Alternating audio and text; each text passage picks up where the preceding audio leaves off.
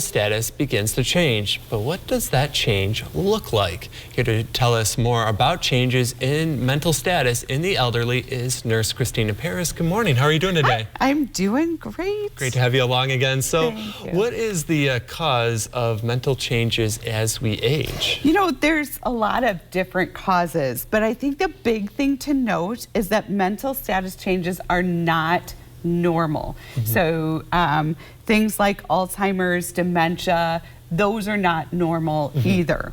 Okay, very interesting. Yeah. So like it's all basically in your brain a little bit. It all comes from the brain. So are the personality changes the same as mental changes? So they're not. You know, our personality can change as we age, and those kind of things are normal. It has to do with hormonal changes in our body. You know, there's a lot of different things that can cause personality changes. But when we think of mental status changes, things like dehydration can cause it, medication changes, pain, nutritional deficiencies, sometimes, you know, medications like water pills. A lot of elderly people take these diuretics, and they can adjust your B12, your magnesium, vitamins. They just really can wreak havoc.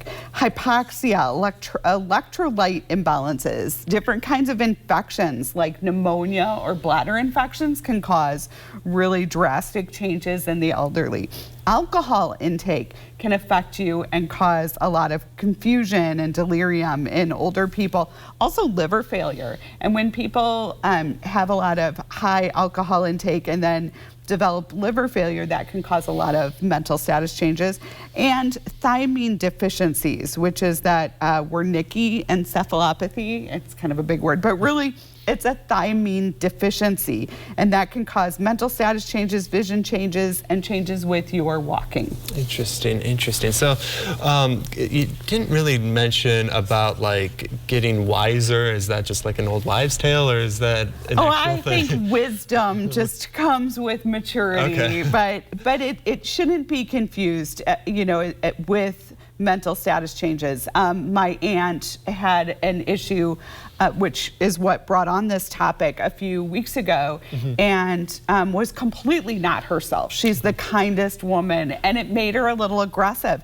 It was all just chemical and a medical issue.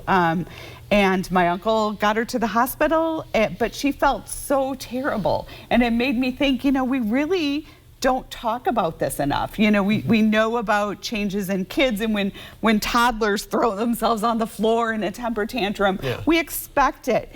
But when it happens to an adult, it catches us off guard, and it makes the person feel really terrible. So if these things do occur, they're medical issues, and they need to be checked out. You can't just assume, oh, you know, auntie's just being crazy auntie again, because that's not the case. No, I definitely agree. No. I've seen it. It's very scary, and when it does change. So how does dementia and Alzheimer's play a role in this? They really don't. They're really kind of different. They usually have a slower onset, but anytime there's a change, you absolutely want to be communicating with your provider, because it's something they can watch. They can rule out all these other issues, you know, infections, heart attacks in elderly can show up as a mental status change. Okay, and then real quick, how can this be managed?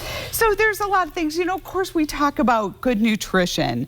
Definitely be open to talking about your feelings. Keep active. You know, go for walks. Be outside.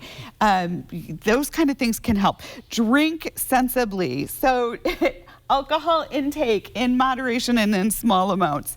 Keep in touch with those around you. Make sure that you're communicating with your kids and your family members. Also, kids and family members, communicate with your elderly family, especially up here. We see a lot of older people who come up here to live, and they're very isolated. Families still live in Chicago, they're busy, or they live wherever, you know, so stay in touch. Make sure that you as a person are taking mental breaks. You know, go out, take take a walk during lunch. I'm one of those people. I work right through lunch. Don't take breaks. It's important to do that. Do something you're good at. Keep up with your hobbies, and accept who you are. You know, we're aging, we're changing, and we just have to kind of roll with it. Also, caring for others can be very therapeutic too. All right, definitely a lot of good tips. Thank you again, Nurse Christina, for coming in, and we'll see you again next week. Absolutely, sounds good. All right.